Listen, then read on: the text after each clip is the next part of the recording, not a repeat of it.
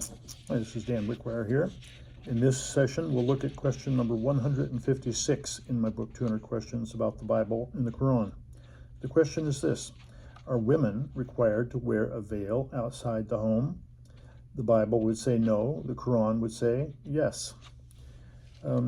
Let's look first of all at Genesis 38:15. When Judah saw her, he thought she was a harlot because she had covered her face.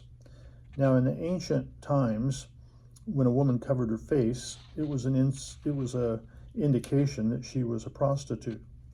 That was just their culture way back that time, before the time of Christ. But in the Injil, in the New Testament, 1 Corinthians 11:15-16 says this: "But if a woman has long hair, it's a glory to her, for her hair is given to her for a covering. But if anyone seems to be contentious, we have no such custom, nor do the churches of God." So according to this verse, a woman doesn't have to put on any kind of head covering, because her hair is the natural covering that God has given to her. It's a beautiful thing, and it's a glory to her if she has long hair. But there's no requirement, there's no need for her to put anything else on her head other than having her own head of hair. Galatians chapter 5, verse 1 and 4 says this: "Stand fast, therefore, in the liberty by which Christ has made us free, and do not become entangled again with the yoke of bondage."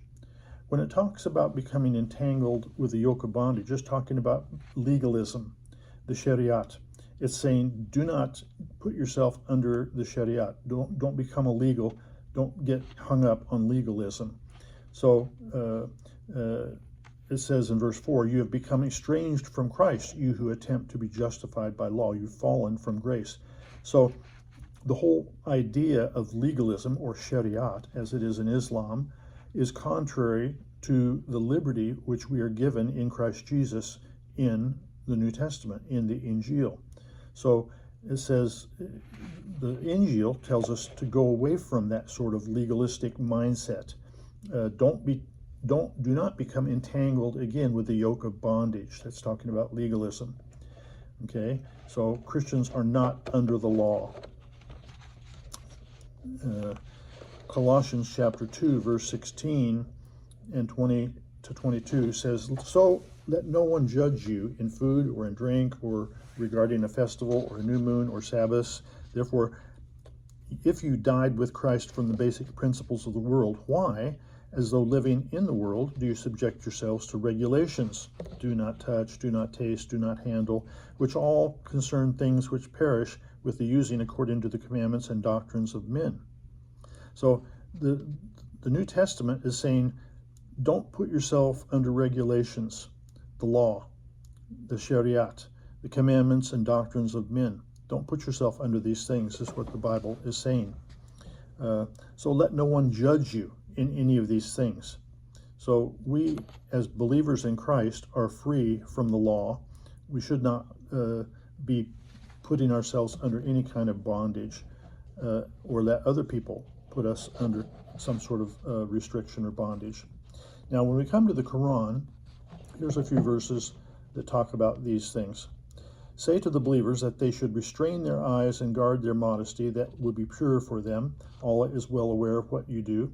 And say to the believing women that they should restrain their eyes and guard their modesty," or their virtue, "and that they display not their ornaments except to what appears to them, and that they draw their veils over their bosoms and display not their ornaments except to their husbands." So these verses in the Quran are advising women that they need to dress modestly, and it's suggesting that they put on a covering. Asap 33 in verse 59 says this: "O prophet, tell your wives and your daughters and the women of the believers to draw their cloaks around them when they go abroad, when they go outside. That will be better, so that they may be recognized and not annoyed. Allah is ever forgiving and merciful." So within Islam, there are the veiling is called purdah. And there are 3 grades of purdah.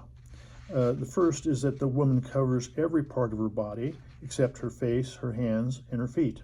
So that's the first level. The second level is this. The second is that the woman covers her face, her hands, and her feet also. And then the third is that the woman keeps herself indoors or keeps herself hidden in such a veil that no one can ever see her clothes.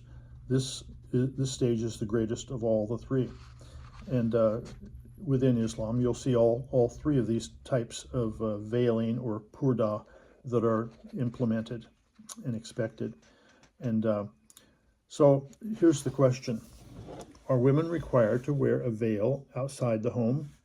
No, in the Bible, but yes, in the Qur'an and in Islam.